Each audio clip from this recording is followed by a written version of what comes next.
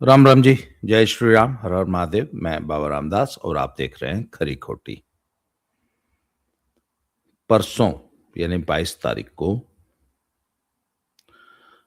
राहुल गांधी जी पुणे में थे। वो आजकल एक कार्यक्रम चला रहे हैं, युवाओं से वो आमने सामने बात करते हैं, उनके कार्यक्रम करते हैं। उस क्रम में ये चौथा कार्यक्रम था। छात्रों की गूंज पर ये वाला जो पुणे में कार्यक्रम था, ये स्पेशली विमेन के लिए रखा गया था। इससे पहले ये 3 कार्यक्रम ऐसे कर चुके हैं। एक देहरादून में किया था, एक कोटा में किया था और एक शायद एक का ध्यान नहीं आ रहा मुझे कहाँ किया था। परसों वो पुणे में थे। किसी हॉल में कार्यक्रम हो रहा था, ठीक ठाक संख्या थी। ठीक ठाक मतलब किसी हॉल में अगर कोई कार्यक्रम होता है तो 1000-2000 की संख्या अच्छी संख्या मानी जाती है, क्योंकि हॉल्स की कैपेसिटी इतनी ही होती है। खैर, कांग्रेसियों ने जो वीडियो शेयर किए उसमें तो लाखों की भीड़ दिखाई दे रही थी। अच्छा, कांग्रेसी ये उल्टे सीधे काम जब करते हैं तो वो ये नहीं जानते कि भैया ये 1970 का भारत नहीं है या 1980 1990 इंदिरा नेहरू या राजीव गांधी का भारत नहीं है, ये मोदी का भारत है। यहां तो आप कुछ भी बोलें, कुछ भी 30 सेकंड के अंदर लोग वेरीफाई कर देते हैं सच क्या है। तो लोगों ने बता दिया कि अबे क्यों झूठ बोल रहे हो। ये मेक्सिको के एक फुटबॉल मैच का दृश्य है जहां पब्लिक बहुत सारी इकट्ठा है। कांग्रेसी इसको पुणे के राहुल जी के कार्यक्रम की भीड़ बता रहे थे। तो जब उन्होंने ये वो वीडियो शेयर की तो लोगों ने बहुत मजे लिए और उसमें एक बात बड़ी स्पष्ट लोगों ने बोली कि इसीलिए तुम लोग की ईवीएम हैक हो जाती है, इसीलिए तुम लोग बोलते हो कि यार हमारी सभाओं में तो बहुत भीड़ आती थी, हमारी तो लहर नहीं सुनामी थी। और जब मतपेटी इन द सेंस ईवीएम खुली तो उसमें एक भी वोट नहीं था। क्यों? क्योंकि ईवीएम हैक हो गई, क्योंकि वो ज्ञानेश कुमार ने सारा वोट जो है हमारा मोदी को दे दिया जी, बैलेट पेपर से चुनाव कराओ तो हम जीत जाएंगे। क्योंकि तुम फर्जी झूठ बोलते हो ना, हमारी तो बड़ी लहर थी जी, हमको तो लोग बता रहे थे आपको बहुत वोट मिलेंगे, हमारी सभाओं में तो बहुत भीड़ आती थी, हमारे रोड शो में तो इतनी भीड़ थी, हमें तो 3 घंटे निकल गए थे। अच्छा, आमतौर पे पता है ये लोग रोड शो कहाँ करते हैं? किसी भी शहर की किसी तंग सड़क पे। जैसे शहरों में भी तो शहर के बीचों बीच 4 लेन सड़कें होती हैं, वहां कभी भी रोड शो नहीं होता 4 लेन पे, या चौड़ी सड़क 2 लेन की सड़क पे भी कभी भी आपको कोई भी नेता रोड शो नहीं करता दिखाएगा। रोड शो शहर की उस सड़क पे होगा जो सिंगल रोड होती है, और उस पे वैसे ही इतना जाम लग जाता है। अगर 10 मिनट कोई गाड़ी रुक जाए तो उस शहर में तो उस रोड पे उतना जाम तो वैसे ही लग जाता है। वहां ये रोड शो करते हैं, फिर वहां की भीड़ को दिखाया जाता है कि देखो जी हमारे रोड शो में तो इतनी भीड़ थी, वोट हमें बिल्कुल नहीं मिले, हम चुनाव कैसे हार गए। तो ऐसे ही मेक्सिको की भीड़ दिखा के ये लोगों को बोलते हैं कि देखो जी हमारी तो इतनी जबरदस्त लहर थी, सुनामी थी, फिर भी हम चुनाव हार गए। इसलिए हार जाते हो तुम चुनाव। जहां तक उस सभा में महिलाओं की भीड़ की बात है, अनुपम मिश्रा जी ने कल एक वीडियो दिखाया है। उस सभा में जब औरतें जा रही हैं, एक बहुत बड़ी मेजॉरिटी जो है वो बुर्केधारियों की थी, महिलाओं की। और राहुल की ऐसी किसी भी मीटिंग में या आजकल इंडी अलायंस के किसी भी जमावड़े में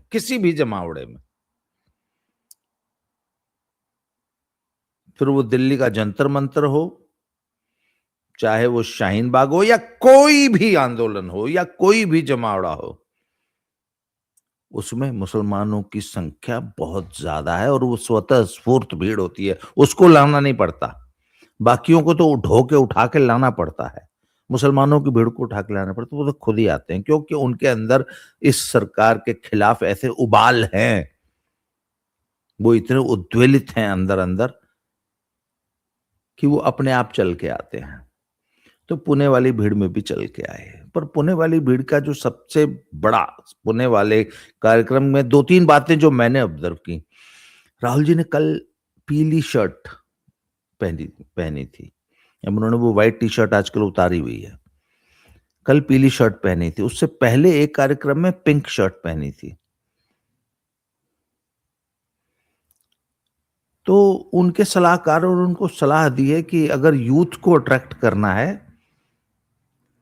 तो ऐसे कपड़े पहनो, पीले, नीले, हरे, पिंक।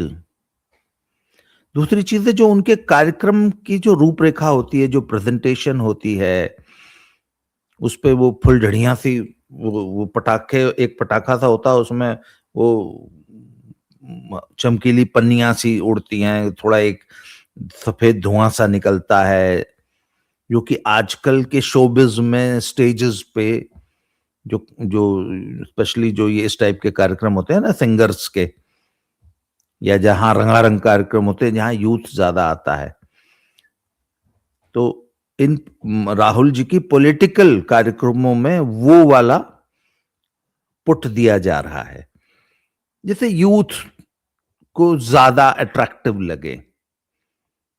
अच्छी बात है यूथ को अट्रैक्ट करना, पर बात मुद्दों पे होनी चाहिए। राहुल जी ने सबसे बड़ा मुद्दा जो छात्रों की गूंज के पुणे चैप्टर में उठाया, वो था कि स्मैश पैट्रियार्की, पितृसत्ता के खिलाफ महिलाएं संघर्ष करें। और उन्होंने जो उद्धृत किया वो मनुस्मृति को किया, कि मनुस्मृति ने महिलाओं को जो है पिंजरे में कैद कर रखा, ही यूज्ड द वर्ड्स, पिंजरे में कैद कर रखा है। फिर उनके मंच पे एक लड़की आई, उसने कहा कि मेरे मम्मी पापा मुझे पिंजरे में रखना चाहते हैं, वो चाहते हैं कि जब मैं घर से बाहर निकलूं तो स्कार्फ पहन के निकलूं, मतलब सिर ढक के निकलूं, मतलब प्रॉपरली मॉडेस्टली ड्रेसअप होके निकलूं। उसका आशय ये था। हर पेरेंट ये चाहता है, जो भी समझदार पेरेंट है वो ये चाहता है कि उसकी बेटी जब घर से बाहर निकले, या नहीं घर से बाहर क्यों निकले, घर के अंदर भी रहे तो प्रॉपरली ड्रेसअप हो, मॉडेस्टली ड्रेसअप हो। ये हमारा भारतीय संस्कार है। वो लड़की इसको आलोचना के तौर पर कह रहे थे कि साहब हमको तो पिंजरे में कैद करके रखना चाहते हैं माँ बाप भाई। पर उन्हीं के बगल में, राहुल जी के बगल में, उस लड़की के बगल में एक लड़की पूरे 8 मीटर का पॉलिस्टर का तंबू लपेट के खड़ी थी। किसी ने पूछा कि भैया इसको किसने कैद कर रखा है? अच्छा, जो वो लड़की हिंदू लड़की बोल रही थी वो उसने दुपट्टा सिर पर नहीं ले रखा था। उसी के बगल में एक कनात खड़ी थी जो ऊपर से लेकर नीचे तक इस काले पॉलिस्टर में लिपटी हुई थी। राहुल जी ने बोल दिया कि अभी तो मनुस्मृति के कारण हो रहा है। राहुल जी को एक बार यह भी बोलना चाहिए कि वो कौन सी स्मृति है जो कहती है कि 4 बीवियां होनी चाहिए। कल हम लोग लाइव जब कार्यक्रम कर रहे थे तो मैंने कहा कि वो अरबी खजूर स्मृति है, अरबी खजूर स्मृति। अरबी खजूर स्मृति कहती है कि आप एक बार में 4 बीवियां रख सकते हो। अरबी खजूर स्मृति कहती है कि औरतें तुम्हारी खेती हैं। अरबी खजूर स्मृति और उससे जो मिलते जुलते किताबें हैं वो ये कहती हैं कि तुम्हारा पति अगर सेक्स के लिए आग्रह करे तो अगर तुम ऊंट पे भी बैठी हो तो वहीं लेट जाओ। अगर तुम्हारे पति ने सेक्स के लिए आग्रह कर दिया तो उसको मना करना सबसे बड़ा पाप है, चाहे तुम किसी भी दशा में हो। बीमार हो, मर रही हो, चाहे कुछ हो, you can't refuse sex to your husband. ये कौन सी खजूर स्मृति कहती है? ये कौन सी खजूर स्मृति, अरबी खजूर स्मृति कहती है कि पति अपने पति की हल्की पिटाई कर सकता है? ये कौन सी खजूर स्मृति कहती है कि अगर तुम्हारी बीवी तुम्हारा कहना न माने तो उसका बिस्तर अलग कर दो, और फिर भी न माने तो उसकी पिटाई करो, पर पिटाई ऐसी करो कि हाथ पैर न टूट जाए? ये कौन सी खजूर स्मृति है जो कहती है कि अपने दोस्त की 6 साल की बेटी से निकाह पढ़वा लो? ये कौन से खजूर की स्मृति कहती है कि 9 साल की लड़की के साथ सुहागरात मनाओ? कौन से अरबी खजूर की स्मृति में यह लिखा है कि अपनी बहू को नहाते हुए नंगा देख लो तो उसका तलाक करा के उससे शादी कर लो?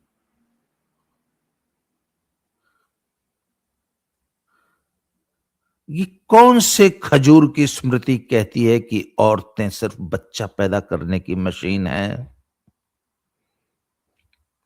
वो कौन से खजूर की स्मृति थी जिसने सऊदी अरेबिया में ये नियम बना रखा था कि कोई औरत अकेली घर से निकल नहीं सकती, गाड़ी नहीं चला सकती, वोट नहीं दे सकती? वहां कौन सी मनुस्मृति थी सऊदी अरेबिया में? ये कौन सी खजूर स्मृति थी जिसके कारण ईरान में उस लड़की को फांसी पर लटका दिया गया जिसके साथ कुछ दरिंदों ने जोर जबरदस्ती की थी, यौन अपराध हुए थे उसके साथ, उसी को उल्टा फांसी पे लटका दिया गया? ये कौन सी खजूर स्मृति है जो कहती है कि नहीं, औरत का हिस्सा जो है मर्दों से आधा रहेगा पिता की संपत्ति में?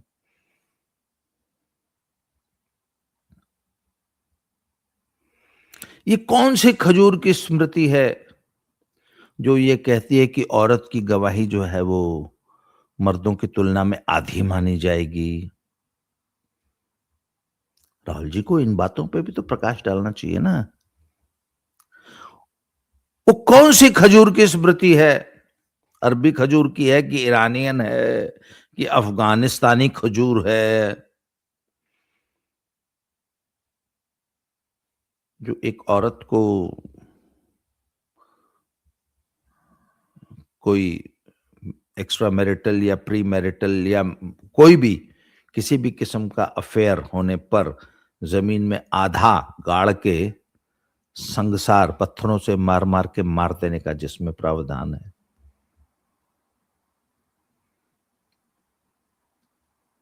वो कौन से अरबी खजूर की स्मृति है जो कि औरतों को घर से बाहर न निकलने, नौकरी न करने, पढ़ाई लिखाई तक न करने की व्यवस्था देती है? अफगानिस्तान में है ना।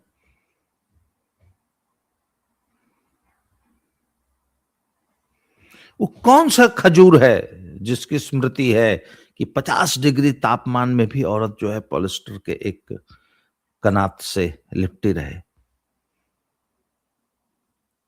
मैं आपको बताऊं, मैं अपनी आंख से मैंने देखा। मैं बनारस के रेलवे स्टेशन पे एक ट्रेन की वेट कर रहा था और भयानक उमस वाली, एक तो दो किस्म की गर्मी होती है।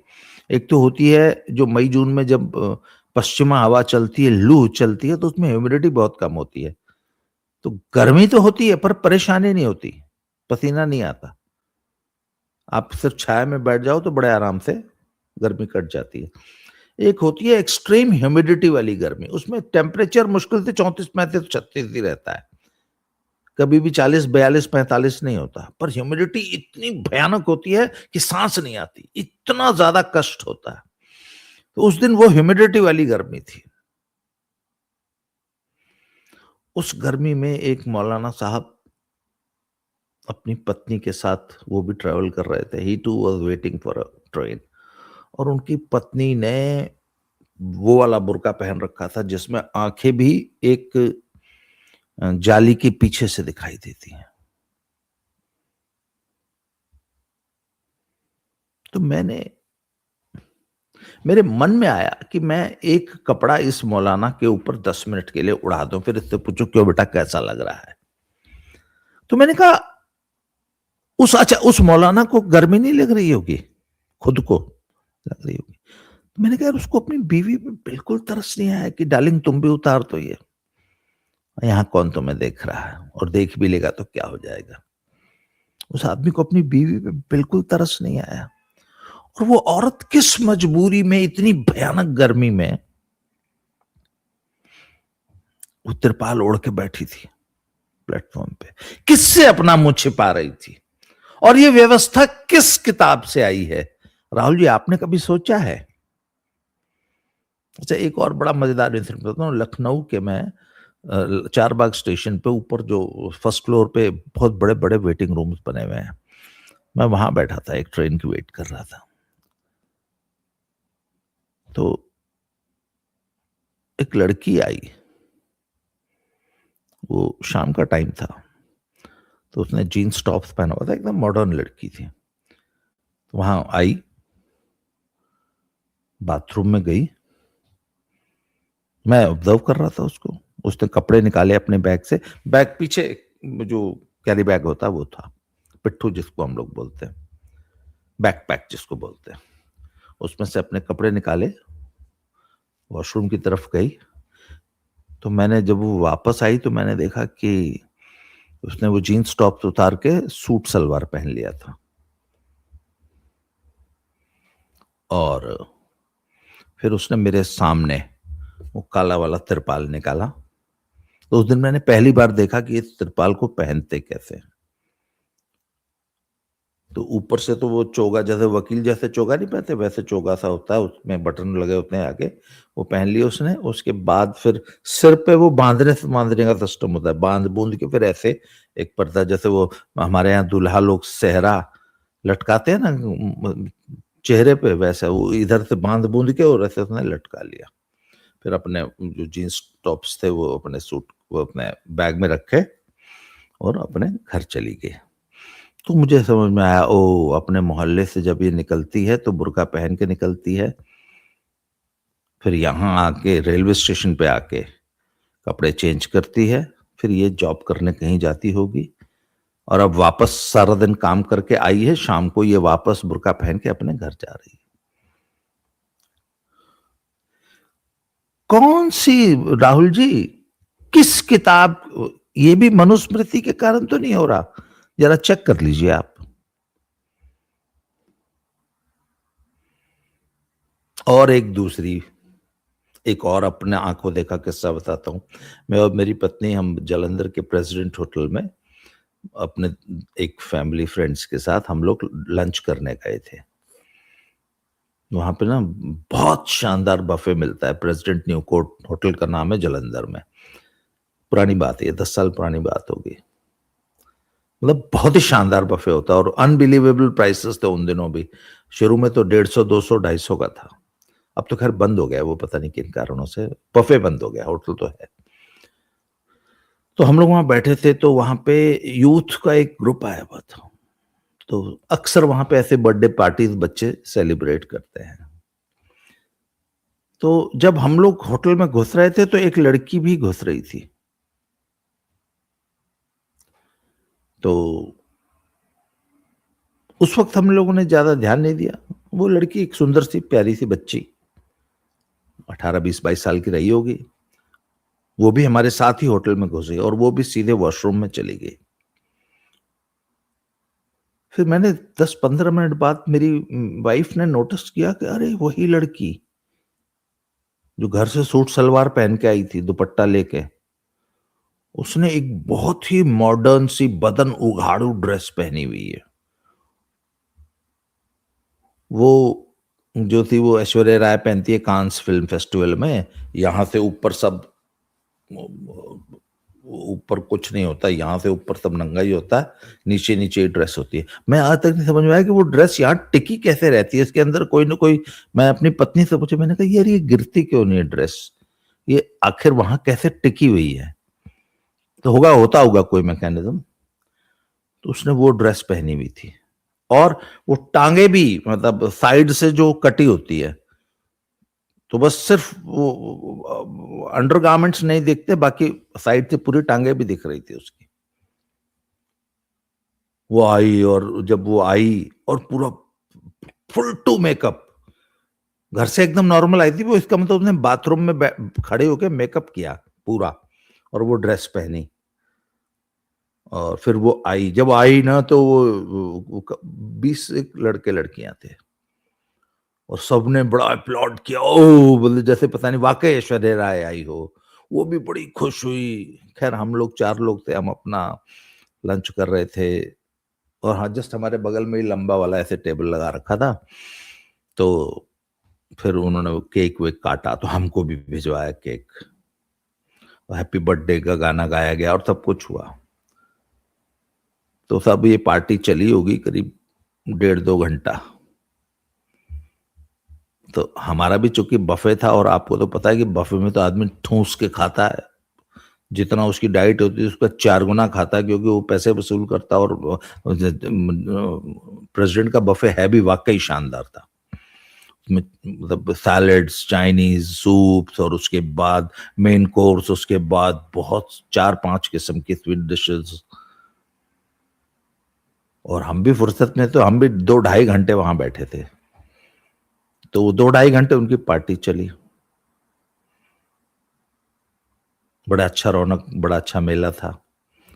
उसके बाद फिर वो पार्टी खत्म हुई, फिर हमने देखा वो लड़की फिर बाथरूम में गई, और पुनः अपने पारिवारिक ड्रेस में, सामाजिक ड्रेस में वापस आ गई। और फिर उसने अपनी वो महंगी वाली जो बदन उघाड़ू ड्रेस थी वो लपेट के फिर वो घर चली गई होगी। उसके घर वालों को शायद ये पता नहीं चलेगा कि हमारी बेटी ने इस कपड़े में अपना हैप्पी बर्थडे मनाया है। पर मैं आज सोचता, हालांकि 10 साल पुरानी बात है, शायद 10 साल पहले इंस्टाग्राम था भी नहीं ना शायद, या शायद इतना रील का कल्चर नहीं रहा होगा। पर अगर आज कोई लड़की अपना हैप्पी बर्थडे ऐसे मनाए, और सूट अपना उतार के ऐश्वर्या राय वाली ड्रेस पहने, तो क्या वो बिना रील बनाए या टिकटॉक पे या सॉरी इंस्टाग्राम पे अपनी वो वाली फोटो शेयर के बिना मान जाएगी? तो आजकल की लड़कियां कैसे मैनेज करती होंगी, और अपने ये वाली जो ड्रेसेस पहनती हैं अपने माँ बाप से चोरी, या अपने समाज से चोरी, अपने भाइयों से चोरी। तो क्या वो अपने इंस्टा आईडी पे शेयर नहीं करती होंगी वो वाली ग्लैमरस पिक्स अपनी? कैसे मैनेज करती होंगी? आप दर्शक अगर बताएंगे तो मुझे बड़ा अच्छा लगेगा। तो भैया बात यह है कि हमारा जो समाज है, हमारे जो पेरेंट्स है ना, वो जो राहुल गांधी के बगल में खड़ी होकर लड़की कह रही थी ना कि मेरे पापा ये एक्सपेक्ट करते हैं कि मैं जब घर से बाहर निकलूं तो स्कार्फ। नॉट एग्जैक्टली, आजकल कोई बाप ये नहीं कहता कि बेटा सिर ढक के बाहर निकलो, वो बहुओं से एक्सपेक्ट करता है ग्रामीण समाज हमारा। और मतलब आज भी भारत की बहुएं सिर ढक के रखती हैं अपनी ससुराल में। बेटियों से कोई एक्सपेक्ट नहीं करता कि वो सिर ढक के रहें या बाहर निकले, हिंदू। पर इतना जरूर एक्सपेक्ट करते हैं कि बेटा डिसेंट कपड़े पहनो, ज्यादा स्किन शो मत करो। कोई बाप, कोई भाई, कोई माँ ये नहीं पसंद करेगी कि उसकी बेटी की ड्रेस ऐसी हो जिसका गला बहुत बड़ा हो, जिसका क्लीवेज दिखता हो, या जिसकी पीठ दिखती हो। हालांकि कुछ हैं ऐसे माँ बाप जिन्होंने स्वीकार कर लिया, उनकी लड़कियां जो हैं बहुत तंग छोटे कपड़े पहन के घूम रही हैं। माँ बाप भी क्या करें, लाचार है, या वो भी वैसे ही हैं। माँ भी वैसे घूमती होगी तो बेटी क्यों नहीं घूमेगी? पर भैया अभी भी अधिकांश जो भारत है मैं तो समझता हूँ 90-95% भारत आज भी अपनी बेटियों से एक्सपेक्ट करता है कि वो अनावश्यक स्किन शो ना करे। मैं आपको एक बात और बता देता हूँ।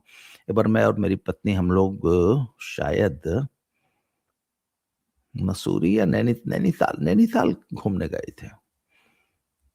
हाँ, नैनीताल गए थे। वहाँ एक बहुत बड़ा स्कूल, बहुत नामी स्कूल था। तो जहाँ पे कुछ इंटरनेशनल स्टूडेंट्स भी पढ़ने आते थे, बच्चों का स्कूल था। तो वहाँ पे और वहाँ पे कुछ शायद विदेशी पर्यटक आते थे, मैं थोड़ा-सा कन्फ्यूज़ हो रहा हूँ। तो वहाँ पे विदेशी लड़कियों को एक सलाह दी गई थी कि ये भारत है, तो यहाँ पर अनावश्यक स्किन शो से बचें। ये विदेशियों ने अपनी बेटियों को सलाह दे रखी थी। मैं ये भारत मेरी अपनी आँख से उस ज़माने में अगर स्मार्टफ़ोन रहा होता तो मैं फ़ोटो खींच लेता। जहाँ विदेशियों ने अपनी बेटियों को सलाह दे रखी है कि बेटा भारत है तो भारत में ज़रा भारत की तरह कपड़े पहनो, भारत की तरह व्यवहार करो और स्किन शो, चर्म प्रदर्शन ज़रा कम करो।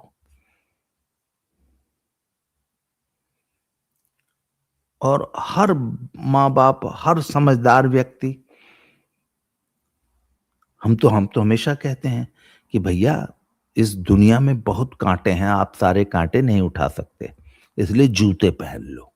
ये एक बहुत अच्छी सलाह है। अब इसको राहुल गांधी जैसे लोग क्या कहेंगे, "ऐ तुम नालायक निकम्मे, काँटे तुमसे उठते नहीं हैं और तुम हमको जूते पहनाना चाहते हो। अपना काम करो, सारी दुनिया के काँटे बीनो, हम क्यों जूते पहने?" एक ये अप्रोच है। दूसरी अप्रोच है कि भैया जूते पहन के रखो, पैर में कुछ नहीं लगेगा। सावधानी घटी, दुर्घटना घटी, इसलिए सावधान रहो, दुर्घटना को अवॉइड करो। और समाज का सोचने का तरीका होता है, वो हज़ारों सालों से बना है, एक दिन में नहीं बना है। अगर भारत ऐसे सोचता है, तो वो एक दिन में नहीं ऐसा सोचने लगा है, उसके बहुत से कारण रहे हैं। इसलिए राहुल जी, आप हम हिंदुओं पे आक्षेप करने से पहले ज़रा इधर-उधर झाँकिए और हमेशा हिंदुओं को और हमारे धर्म ग्रंथों को, हमारी देवताओं को, हमारे देवी-देवताओं को, हमारी पूजा पद्धति को, हमारी सोच को टारगेट करने से पहले इधर-उधर भी देख लिया करें। आपकी बातों में हल्कापन आता है। जब आपने ये बात कही उस हिंदू लड़की से और मनुस्मृति को जब कोट किया, तो सारी दुनिया आपकी इस बात की आलोचना कर रही है कि आपके बगल में एक 8 मीटर कनात वाली भी खड़ी थी, उसकी तरफ आपने इशारा क्यों नहीं किया? उसको किसने पिंजरे में कैद कर रखा है? उसकी माँ को किसने बच्चा पैदा करने की मशीन बनाया? उसको फ़ोन पे और व्हाट्सएप पे 3 बार 3 तलाक दे के घर बैठा देने वाली व्यवस्था कहाँ से आई है? राहुल जी, इन पे विचार कीजिए। अगर आप थोड़ा-सा संतुलित अपने विचार रखेंगे तो आपका वज़न बढ़ेगा, नहीं तो आपको लोग हम हल्के में लेते हैं, आगे भी हल्के में लेंगे। अच्छा, अब ये तो हुई एक बात, अब एक दूसरी बात है।